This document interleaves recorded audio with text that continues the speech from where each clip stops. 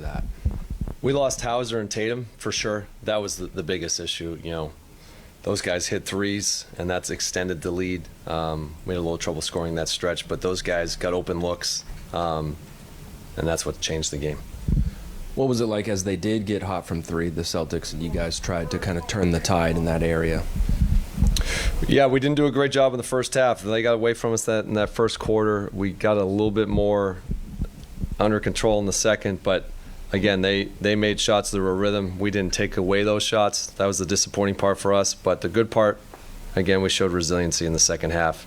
A lot of guys who had to play extended minutes because of some of the circumstances. Those guys played their hard as they possibly could, and we ended up winning the second half. Brian, how's Gino doing? Came down on someone's foot during the game. We'll see how he responds. I wonder what the conversation you were having with your guys on offense early in the first half, when obviously they're undersized against Celtic starters and everything, and relying a lot on the three ball. Are you trying to get them to move the ball more and stick to the perimeter, or do you want them to drive at that point? What's the conversation? It's always following the principles that we talk about. Defend. We want to get out and play with pace, and then we want to get into the paint and attack and kick out for threes. I thought we actually had some good looks that didn't go in early. That contributed to some of the run. But we also got a little stagnant at times too. Coach, what did you make of Justin Champagne's performance? I thought Justin was great. Late addition to the starting lineup.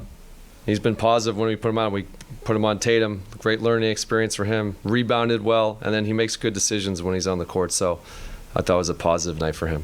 As a whole, a lot of people say that young fringe NBA players play harder because they want to prove their worth. What did you make of just as a whole the young guys today, like Johnny, Justin, Jules Bernard, those guys? I think those guys have been pretty much the same every time they play.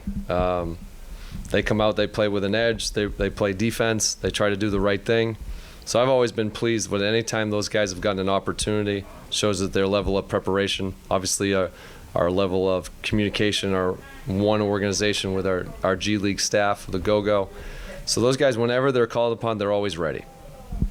An increasingly rare off night for Corey offensively. What did they do to limit him?